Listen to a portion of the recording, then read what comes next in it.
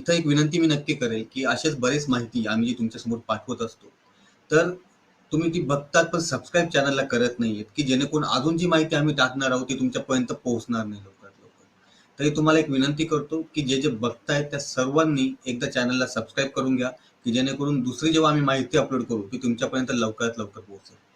तर असो, आपल्या विषयाला चालू करूया. समान नागरी कायदा. तर समान नागरी कायदा म्हणजे काय? किंवा तो कशा बाबतीत आहे? हे आपण इथून पुढे आज जाणून घेऊया.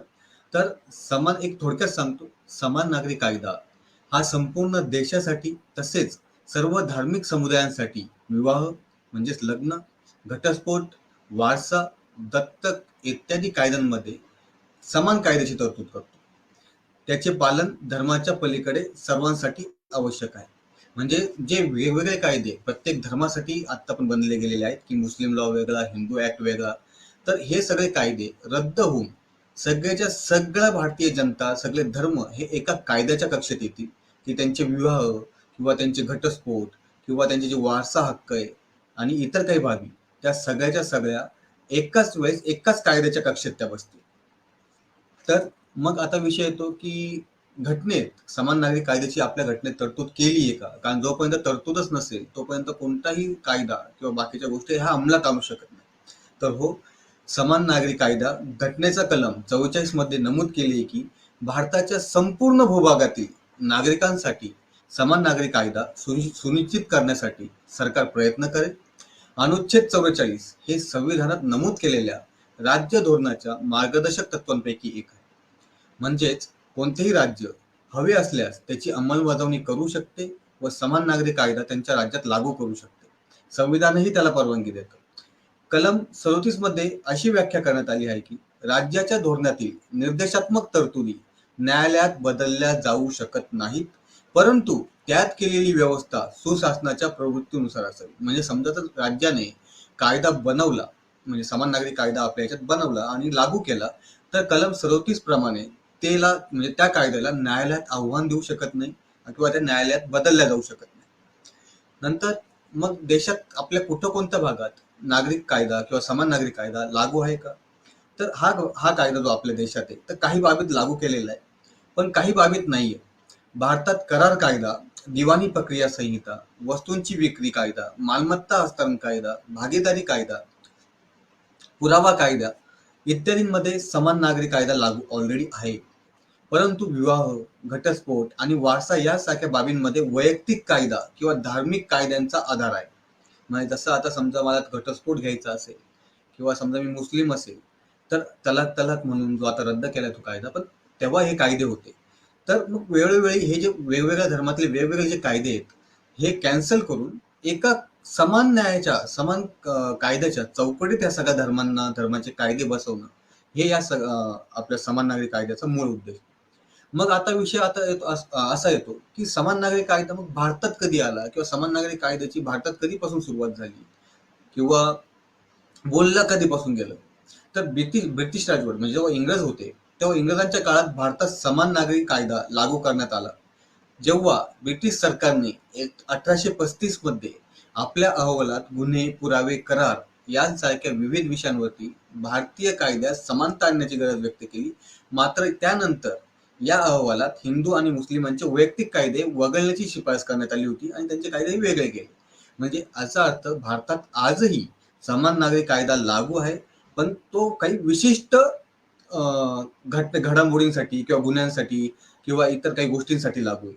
बाकी धार्मिक तिथं विषय येतो जो हिंदूंचा आणि मुसलमानांचा किंवा पारसी ख्रिश्चनांचा, तर तिथे हे कायदे लागू होत नाही समान नागरी कायदा. तर मग आत्ताच्या सध्याच्या घडीत भारतात काय परिस्थिती आहे? ब्रिटिश राजवटीत असलेल्या व्यवस्थेत बदल करण्यात आलेला आहे. जेव्हा ती ब्रिटिशांनी जी राज्य व्यवस्था निर्माण करून दिली होती, जो समान कायदा लागू केला होता, समान नागरी कायदा, त्याच्यात बदल करण्यात आला. 1941 मध्ये हिंदू कायद्याचे संहितीकरण करण्यासाठी बी.एन. राव समिती स्थापन केली गेली. त्यांच्या शिफारशींच्या आधारे हिंदू, बौद्ध, जैन आणि शीख यांच्यासाठी उत्तराधिकार, मालमत्ता आणि घटस्फोटात संबंधित कायद्यात सुधारणा करून हिंदू उत्तराधिकार कायदा म्हणून 1956 साली नवीन कायदा करण्यात आला. तथापि मुस्लिम, ख्रिश्चन आणि पारसी धर्मासाठी स्वतंत्र वैयक्तिक कायदे अबाधित राहिले. आता इथूनही तुम्हाला अजून एक थोडंसं जनरल नॉलेजसाठी मी सांगू इच्छितो, की हिंदू मॅरेज ऍक्ट, त्याच्यामध्ये बौद्ध, जैन, शीख आणि फारसी आणि हिंदू हे सगळ्याच्या सगळ्यांचे जे लग्न होतात किंवा घटस्फोट होतात हे हिंदू मॅरेज ऍक्ट खाली होतात. आणि जे मुस्लिम आहेत किंवा इतर आहेत, यांचे धार्मिक जे कायदे आहेत, त्या धार्मिक कायद्याप्रमाणे त्या गोष्टी होतात. मग समान नागरी कायद्याची मागणी का करण्यात आली? तर जे संवेदनशील घटक आहे किंवा जे अल्पसंख्याक घटक आहे त्या घटकांना संरक्षण मिळू शकेल, महिलांना संरक्षण मिळू शकेल.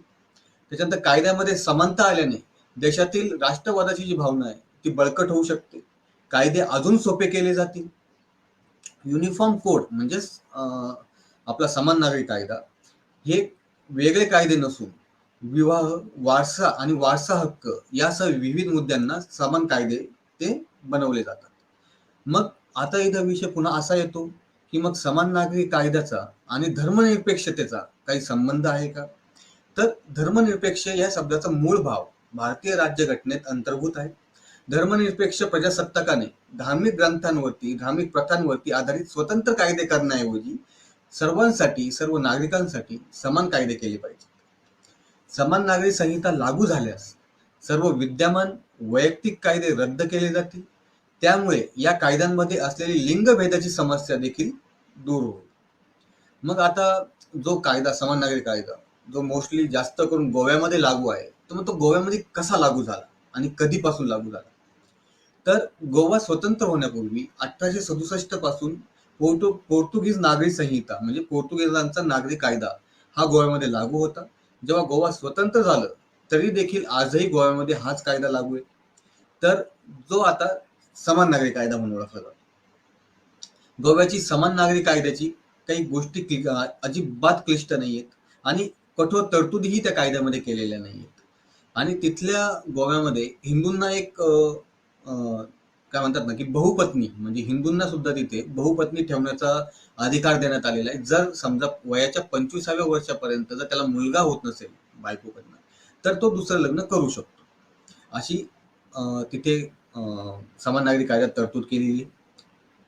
मग आता कोणतं राज्य किंवा बाकीचे जे राज्य आहेत ते या समान नागरी कायद्याची अंमलबजावणी करू शकतात का, असा एक प्रश्न पडतो. तर होय, राज्यघटनेत राज्याचा विषय म्हणून त्याचे वर्णन करण्यात आलेले आहे आणि राज्य त्यांना हवे तेव्हा समान नागरी कायदा त्यांच्या राज्यात लागू करू शकतो. परंतु जेव्हा हे कायदा लागू करण्याच्या आधी विधेयक विधानसभेत मांडलं जातं तेव्हा त्याला 2/3 बहुमतांनी मंजूर केलेले ते विधेयक हवं. त्यानंतर ते राज्यपालांकडे पाठवले जाते, ज्यामध्ये त्यांची स्वाक्षरी आवश्यक असते व राज्याचे काही कायदे कधी कधी राष्ट्रपतीकडेही मंजुरीसाठी पाठवले जातात आणि त्याच्यानंतर तो कायदा हा बनला जातो. तर ही होती थोडीशी माहिती. पण याच्यानंतर एक खूप मोठा गैरसमज जनतेमध्ये पसरला गेलेला आहे की समान नागरी कायदा आल्याने आरक्षण रद्द होईल व जी सिस्टीम आहे ती पूर्णपणे विदाऊट आरक्षण चालू राहील, असं भरपूर जनतेच्या मनामध्ये एक संभ्रम निर्माण झालाय. तर माझं याचं उत्तर असेल की नाही, समान नागरी कायदा हा नागरी हक्कांसाठी कायदा आहे, जो लग्न, वारसा हक्क, घटस्फोट ह्या इतर बाबतीत आहे. इतर बाबतीत हा समान नागरी कायदा आहे. समान नागरी कायदा ज्यावेळेस लागू होईल त्यावेळेस आरक्षणाचा आणि त्याचा काहीही संबंध नसल्याने हा आरक्षण किंवा ही आरक्षण जी सिस्टीम आहे ती रद्द होणार नाही. समान नागरी कायदा हा चालू पण राहील, इकडे आरक्षणही चालू राहील. त्याच्यामुळे जो गैरसमज पसरवला आहे तो फक्त ह्या नावामुळे कदाचित पसरलेला असेल असं मला वाटतं की समान नागरी कायदा म्हणजे काय, सगळ्या नागरिकांना समान कायदा. पण हे कायद्याच्या बाबतीत येतं. आरक्षण हे घटनेनुसार दिले गेलेलं आहे आणि जे आरक्षण घटनेनुसार दिले गेलेलं आहे ते जर समान नागरी कायदा जरी लागू झाला तरी आरक्षणाचा संबंध नसल्याने किंवा समान नागरी कायद्याचा आणि आरक्षणाचा संबंध नसल्याने आरक्षण हे रद्द होऊ शकत नाही. त्याच्यामुळे हा जो गैरसमज झालेला असेल हा एकदा काढून घ्या. आणि समान नागरी कायदा हा खरंच खूप गरजेचा आहे की जेणेकरून इतर जे नागरिक आहेत जे आंतरजातीय विवाह करतात, आणि समान नागरी कायदा मोस्टली आंतरजातीय जे विवाह होतात किंवा इतर ज्या प्रत्येक धर्माच्या वेगवेगळे कायदे आहेत त्या कायद्यांमुळे जे न्यायाच्या कक्षेत जेव्हा येतात, जेव्हा ती केस न्यायालयात येते तेव्हा त्याच्यावरती निकाल देण्यासाठी कोणत्याही प्रकारचे कायदे नसल्याने न्यायालयाला निकाल देण्यासाठी खूप वेळ जातो. त्याच्यावरती जी पद्धत आहे ती खूप क्लिष्ट होऊन जाते. म्हणून समान नागरी कायद्याची स्वतः सर्वोच्च न्यायालयानेही मागच्या वेळेस म्हटल्यानंतर की देशाला समान नागरी कायद्याची गरज आहे आणि तो लवकरात लवकर करण्यात यावा. आताही राज ठाकरेंनी त्यांच्या सभेत याच्याविषयी उल्लेख केला. आज 2 दिवसापूर्वी अमित शहानी सुद्धा यांचे संकेत दिले की तो कायदा लवकरात लवकर भारतात आणला जाईल आणि राज्यांना ही विनंती आहे की त्यांनीही कमीत कमी जर आता केंद्र लवकर करत नसेल किंवा बाकीच्या काही गोष्टी होत असतील तर राज्यात तुम्ही स्वतःहून समान नागरी कायदा आणावा.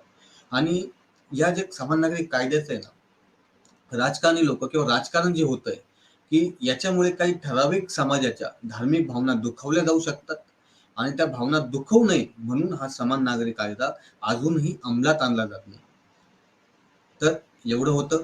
आणि अजून काही माहिती लागली तर नक्कीच मला माझ्या मेल आय वरती संपर्क करा आणि तसेच हा व्हिडिओ जास्तीत जास्त लोकांपर्यंत जनतेपर्यंत पोहोचवा की त्यांच्या मनातला जो संभ्रम आहे की समान नागरी कायद्याबाबतचा तो दूर होईल. समान नागरी कायद्याबाबत त्यांना एक छोटीशी माहिती का होईना तेवढी मिळेल. ऍक्च्युअल मध्ये जर बोलायला झालं तर समान नागरिक कायदा तर खूप मोठा व्हिडिओ होऊन जाईल, पण हा शॉर्टमध्ये तुम्हाला सांगितलेलं आहे. तरी याचा तुम्ही नक्की फायदा घ्या आणि इतरांनाही समजावा की समान नागरी कायद्याची तरतुदी काय आहेत किंवा समान नागरी कायदा म्हणजे काय, की जेणेकरून इतरांनाही त्याचा फायदा होईल. आणि प्लीज आतापर्यंत जर आपण बघत असाल तर त्याच्यासाठी धन्यवाद. आणि एक सबस्क्राईब करून आमच्या ह्या ज्या गोष्टी आहेत या आम्ही कंटिन्युअसली निस्वार्थीपणे आणि सत्य लोकांना सांगण्यासाठी आम्ही हे यूट्यूब चॅनल जे चालू केलेलं आहे त्याला सबस्क्राईब करून आम्हाला प्रोत्साहन द्या, एवढीच मी विनंती करतो. धन्यवाद.